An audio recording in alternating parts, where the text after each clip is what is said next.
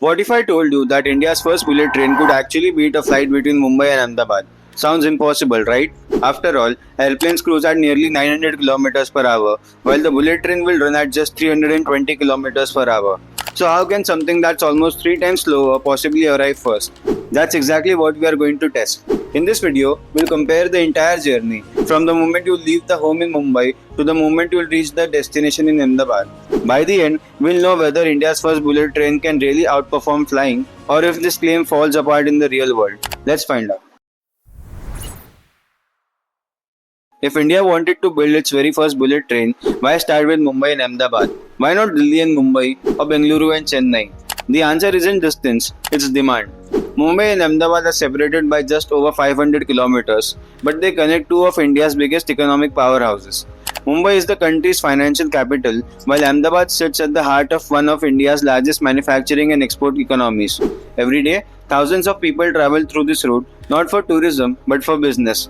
That constant movement has turned this into one of India's busiest travel corridors. Flights operate almost every hour, long distance trains run at high occupancy, yet despite that enormous demands, travelers have always faced the same compromise. You could choose speed by flying or convenience and affordability by train, but never both.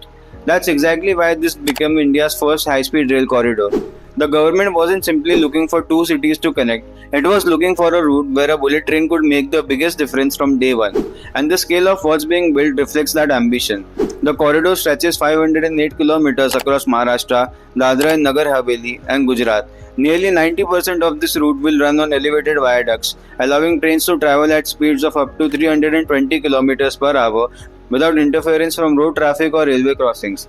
The system itself is based on Japan's world-famous Shinkansen, which has carried millions of passengers for more than 6 decades with an extraordinary safety record.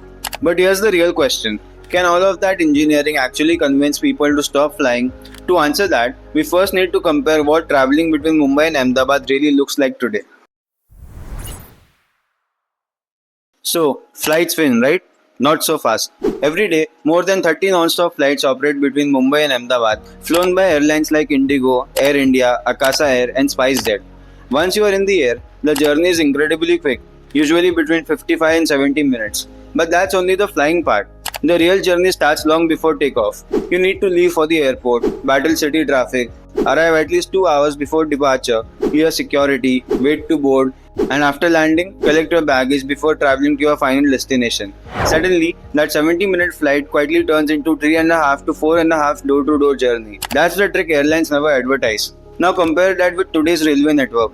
Around 15 trains connect Mumbai and Ahmedabad every day, but most conventional express trains still take anywhere between 6 and 16 hours to complete that journey. The fastest option today is the Vande Bharat Express, which connects the route in just 5.5 hours. That's a huge improvement over traditional trains, but it's still nowhere near fast enough to compete with flying.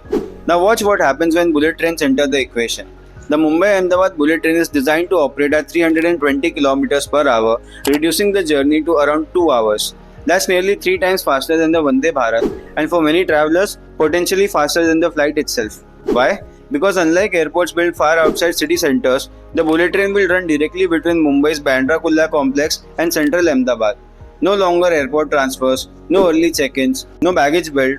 Just walk into the station, board the train, and 2 hours later, you are in another city. For the first time in India, a train isn't trying to compete with an airplane, it's the real chance of replacing one. But speed alone doesn't decide who wins, because if the trains aren't frequent enough or the tickets are too expensive, travelers will keep flying, and that's where this battle becomes much more interesting. Most people imagine a bullet train as just a faster train running on better tracks, but that's not what India is building. This is not just India's first bullet train, it's the most ambitious railway project the country has ever attempted. At its heart is the 21-kilometer undersea tunnel, including 7 kilometers beneath the Arabian Sea, making it India's first undersea railway tunnel. To build it, engineers are using some of the largest tunnel boring machines ever deployed in the country, cutting through hard basalt rock, soft soil, and unpredictable geology beneath Mumbai and Thane. But the engineering wasn't the only challenge. In one of the biggest setbacks to the project, the giant tunnel boring machines, manufactured in Germany but shipped through China, were held up for months at Chinese ports because of geopolitical tensions. Even after they finally arrived in India, critical components were missing, delaying assembly even further. A project that symbolizes India-Japan cooperation unexpectedly found itself caught in global politics. Now, however, construction has entered its most important phase. As of July 2026, more than 343 kilometers of viaduct has already been completed, enough to travel almost two-thirds of its route without touching the ground. Another 434 kilometers of piers are already standing, while track laying has begun on completed sections. Stations across Gujarat are rapidly taking shape, and in early July, India's largest tunnel boring machine officially began excavating from Crore, marking one of the biggest milestones for the Mumbai Underground section. If you want a complete breakdown of how India's first bullet train is being built, from the stations and tunnels to the Shinkansen technology, I have linked my full explainer in the description and the top right corner. Make sure to watch that video after this. And the safety systems are just as impressive as the engineering itself. The entire corridor will continuously monitor earthquakes using 28 seismometers, capable of automatically stopping trains within seconds if seismic activity is detected. Along coastal sections, advanced wind monitoring systems will constantly measure wind speeds, while new tunnel hood technology, being introduced in India for the very first time, will reduce pressure waves, noise, and improve aerodynamics as the train enter mountain tunnels. But all of this comes at a price. When the project was approved, it was expected to cost around 1.08 lakh crores. Today, estimates are approaching 2 lakh crores. Land acquisition delays, rising construction costs, inflation, and years of project delay have pushed the budget dramatically higher, which raises the biggest question of all. Even if India builds one of the world's most advanced high-speed rail system, will it actually be worth 2 lakh crores? Because that's where this story becomes much more controversial. So, after everything we've seen, the speed battle is already over. The bullet train has proved that it can match and for many passengers even beat the airplane on total journey time. But that's not what will decide the winner. The real question is much bigger: will people actually leave flights behind? Flights currently have one major advantage: frequency. More than 30 non-stop flights operate on this route every day, with departures almost every hour. Business travelers can leave early in the morning, attend meetings, and fly back the very same evening. The bullet train won't offer that level of flexibility on day one. During its initial years, service will gradually increase as operation expands, meaning flight will still have an advantage for passengers who need maximum scheduling flexibility. Then comes the biggest deciding factor: price. Current estimates suggest that Mumbai Ahmedabad Bullet Train ticket could cost around 3,000 to 4,000 rupees. That's almost the same as economy airfares during normal travel periods. Flights can be cheaper if booked early, but during weekends, holidays or festivals, ticket prices often climb well above 7,000 or even 8,000 rupees. Which means this battle probably won't be won on ticket prices. It will be won by something far more important: convenience. If passengers can simply walk into a station, board a train, avoid airport formalities, and reach the city center in nearly the same time, or even less, that convenience could become the bullet train's biggest advantage. But here's something most people overlook. This is not just a fight between planes and the bullet train. It is also a challenge for Vande Bharat. The Vande Bharat will remain the affordable option for travelers who don't mind spending 5 to 6 hours on the journey. The bullet train is not trying to replace every train on this route. It's targeting a very specific group of people, the millions who currently choose flight simply because rail isn't fast enough. And history suggests that's a very powerful strategy. When Japan introduced the Tokyo-Osaka Shinkansen, domestic air travel between the two cities collapsed over time as passengers shifted to high-speed rail. France witnessed the similar transformation after the Paris-Lyon TGV reduced travel time below 3 hours. Once high-speed rail becomes faster door-to-door, airlines didn't just lose passengers, they gradually reduced or completely withdrew services on several competing routes. India now has the opportunity to test whether that same shift can happen here. If India's bullet train delivers what it promises, Mumbai Ahmedabad could become the country's first air route where train seriously challenges airlines. But that future depends on one very important conditions: India has to finish building it first. That's easier said than done. India's first bullet train is an incredible engineering project, but it is also one of the most delayed projects in India.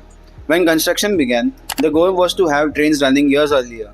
Instead, land acquisition delays, legal challenges, rising construction costs, the pandemic, and the complex Mumbai Underground section pushed the timeline back repeatedly.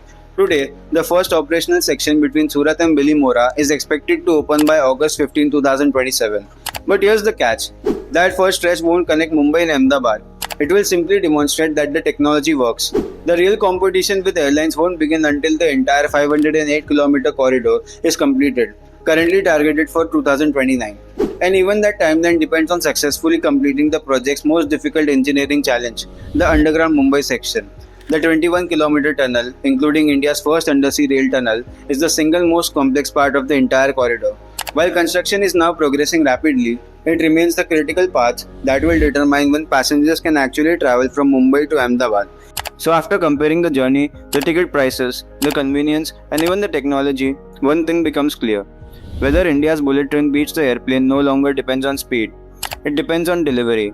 Because until passengers can actually board a train in Mumbai and step off in Ahmedabad just 2 hours later, every advantage we've discussed in this video remains a promise, not a reality. And that's why the next few years won't just decide when India's first bullet train opens, they'll decide whether it can truly change the way millions of Indians travel. What we are really watching here isn't just India's first bullet train, we are watching the future of high speed rail in India. If this project succeeds, it could pave the way for bullet train corridors across the country. But if it doesn't, it could delay India's high speed rail ambition for years. So, would you choose a 2-hour bullet train or a 1-hour flight? Let me know in the comments. Next, watch the $100 billion plan to build Mumbai 4.0 or find out why India's first bullet train will run without Japan's Shinkansen. If you enjoyed this video, don't forget to like, share and subscribe to Dailylearn Official and turn on the notifications for more videos on India's biggest infrastructure and engineering projects. Thank you for watching and I'll see you in the next one.